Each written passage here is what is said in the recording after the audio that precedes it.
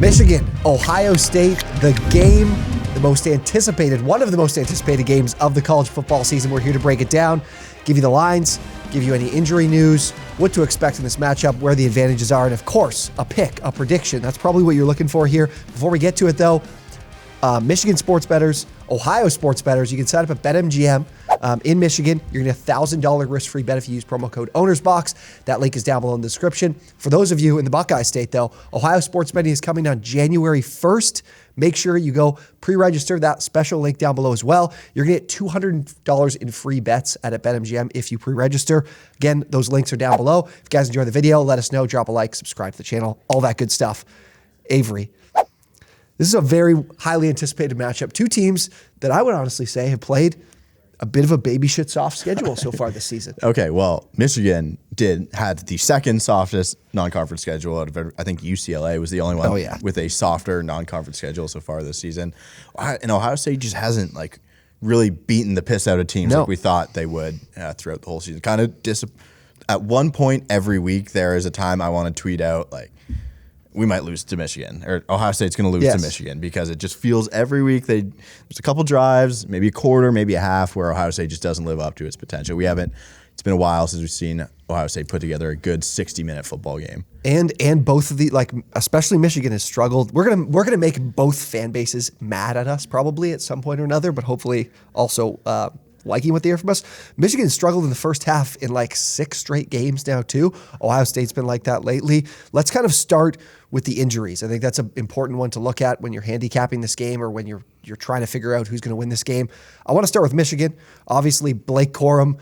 A lot of stuff to get into from Michigan in terms of how Harbaugh prepares for these games. He's the gamesmanship. He's just not giving you anything. He will not give you anything when it comes to the injury report from this team.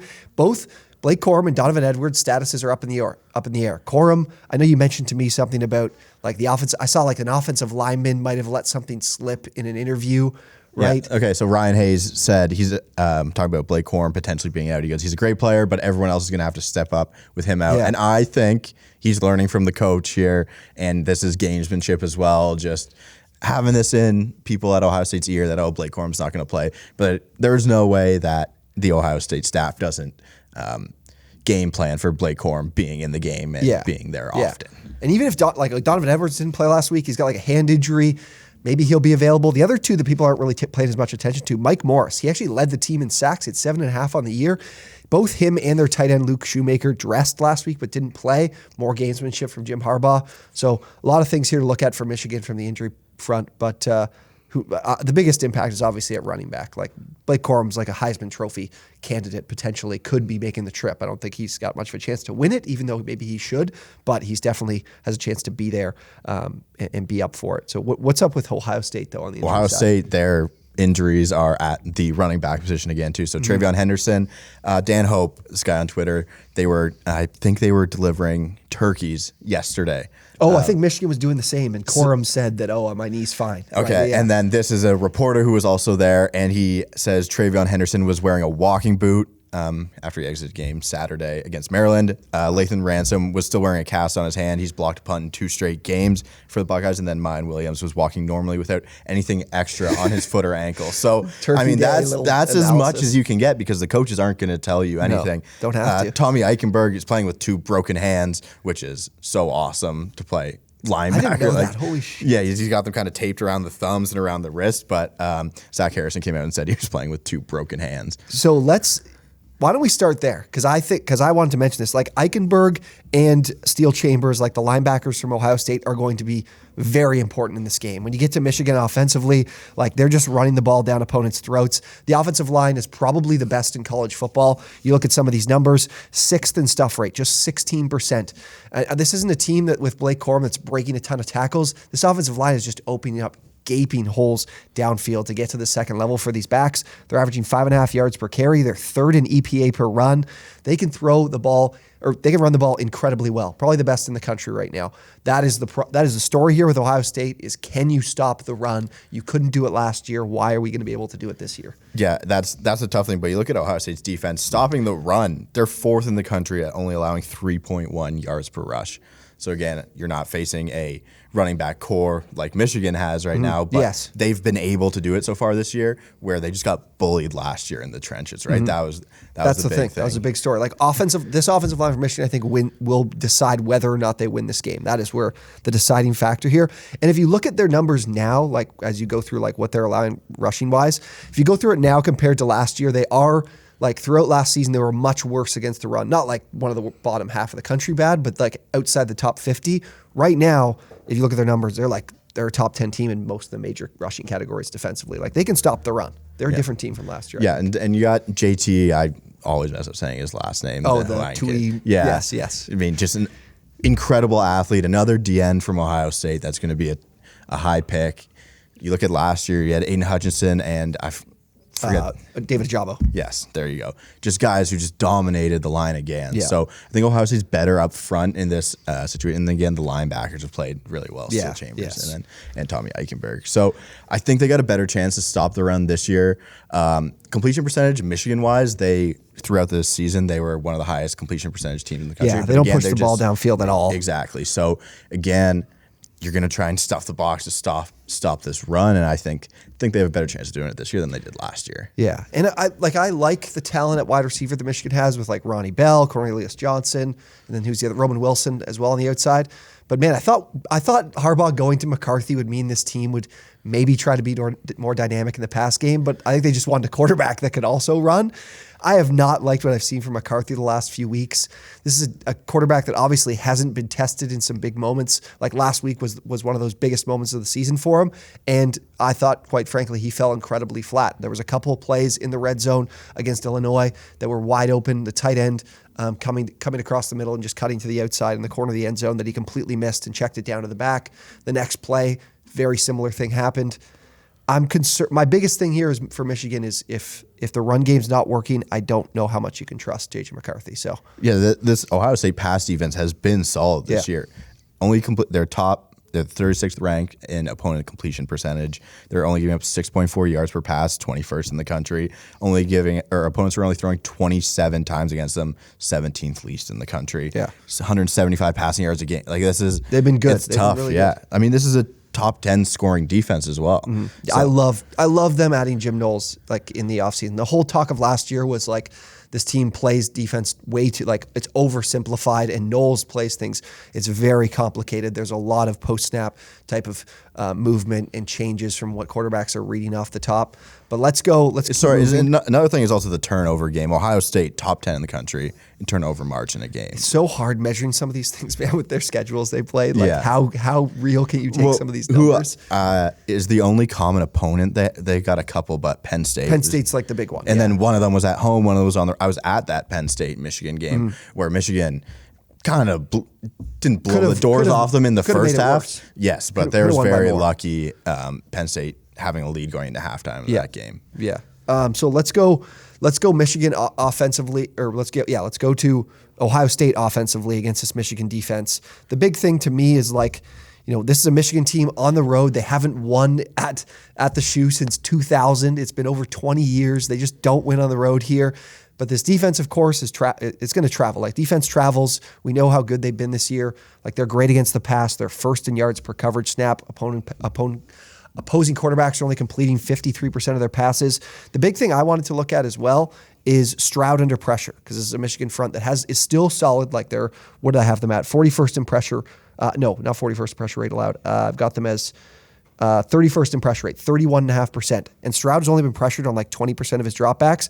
But if you look at him under pressure, completion percentage is 64th in the country, yards per attempt 50th, and his turnover-worthy play rate is bottom 10 in the country. So if Michigan keeps drumming up pressure, they could definitely find success. But that Ohio State offensive line has also been really, really good this year too, and not as much likely to get pushed around. Only being sacked on 2% of plays, which is fifth least in the country. So, I was shocked when I looked at the splits of how often they run versus how much they pass. Again, they have the two guys, Mine Williams and Travion Henderson, are a little banged up, but then Dallin Hayden played last week, and he was great. So the stat from Joey Kaufman, he goes, Dallin Hayden picked up 96 of his 146 rushing yards after contact. It's like guys who can run like that, having as your third string back. Yeah. It's what you get when you go to a school like Ohio State. Oh, yeah. But I don't think the run game really misses a crazy beat if you have him in and you're doing it. So they're running 55% of the time, 5.5 yards a rush, 7th best in the country. And then you're throwing 9.7 yards per pass, which is 4th best in the country. They just have playmakers everywhere. Marvin Harrison Jr. has been everything that they thought he'd be and a lot more. Again, JSN, no one's talked about him. I don't think there's any way he plays, and if he does play, I forget which week he played. It was a couple weeks ago where suited up. He was out kind of right away. I think it's a similar thing. Maybe he's out there to distract from what they're actually going to run if they ever get him out there, but I just don't think there's any miraculous way that he becomes healthy and plays I think you're right. in this game. So again, you're talking about the pressure. Ohio State, I haven't looked. I'm about to look at the weather. Is another thing I didn't think about. No, I didn't think about that. It's Tuesday. It's Tuesday. Because last year that felt like windy, snowy game. Yeah, played a big factor. They just got bullied by a team that was just way more physical than them. I don't think that happens again. One of the big Ohio State traditions is the senior tackle, something they do on the last Thursday of regular season practice, where the seniors get up there, their families come in, they say a couple of words. There's a lot of tears in this tradition. Ryan Day said, we're not doing it. This is something that's happened forever, and we're just going to do it in bowl season instead of right now. So it's something that's weird that's a little going on.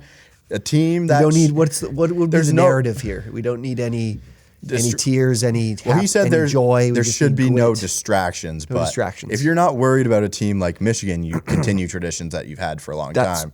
So... And if you're focused on a team like you should be, like Michigan, nothing should be able to distract you from your opponent. So I don't if Ohio State wins, then you don't think any of this. But going away from tradition, some boosters could be that's a bad juju. Yeah, might not be too happy. So I think what you said is interesting though about the yards after contact, because Michigan has not been like incredible in terms of making plays in the backfield against the run. They're actually 74th in stuff rate, which is plays that are tackles that are made at or behind the line of scrimmage. But they're first in broken or missed tackle rate. So meaning that they're not missing a lot. They're the most disciplined tackling team in the country. So those types of yards might not be available as much on the ground in this game. And you think about Notre Dame in week one, the Buckeyes made a very obvious approach of this team is very focused on taking the pass away, and they're going to force us to run the ball here. If that kind of scenario comes up, covering this, they're 7.5 point favorites in this game. Covering that number is going to be tough. But this is a very different Ohio State team, I think, from week one as well. But running the ball against Michigan is going to be near impossible. Like I mentioned already, like 12th in yards per carry, just allowing 4 yards per carry, 3rd in EPA. It's a very tough defense to run against. I think the best way they do this is testing the pass defense, which has also been good. But again, the benefit of playing Hawaii and Colorado State, the two worst teams in the country, definitely boosts some of these numbers. But not to say this Michigan defense isn't very, very good. I look at the weather. 51, and then chance of rain. Any wind? 9 miles an hour. Nothing. So okay. Nothing crazy. This sounds like a game that'll be just fine weather-wise. Yeah. Okay. I agree. Spread 7.5, like I mentioned. Ohio State at BetMGM minus 7.5. The over/under at 57. What's the play? I like the under. So I think that's a very good thought, because I believe I know Ohio State's outside of the top 100 in pace, but I'm pretty sure Ohio State is too. Michigan and Ohio State both outside of the top 100 in pace. I think so. If you get that Notre Dame style of game, easy under. Right? Yeah. So I want to try and big brain this game. I like Michigan first half. I like Ohio State full game. Oh, you want to play both? You're going to play both of those? I think if I'm an idiot, I want to play both Michigan's of them. come out so flat in the first half. So has Ohio State. I mean, you look at the Notre Dame game; they didn't start playing until the third quarter, and Maryland last week was very tight. Yeah, it's the Maryland-Illinois thing last week. It's the games really don't mean anything because you don't want to see them lose. They're look-ahead spots for huge rivalry week. Yeah, and I know Michigan looked bad. Ohio State barely gets over the hump as well.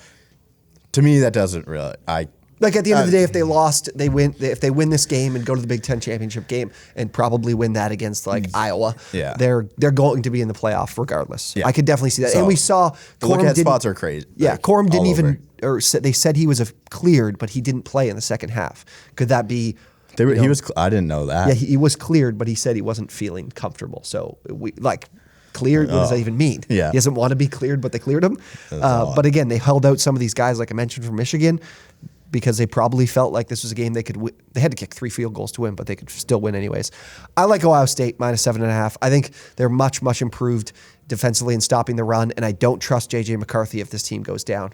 I'm surprised I'm saying that because I felt very differently about J.J. McCarthy at the beginning of this year, but man, lately I just haven't seen him step up. They relied so much on the run game to add 3 field goals to take down Illinois. Ohio State has been pretty much almost as good against the run as Illinois has been this season. I'm taking Ohio State -7.5.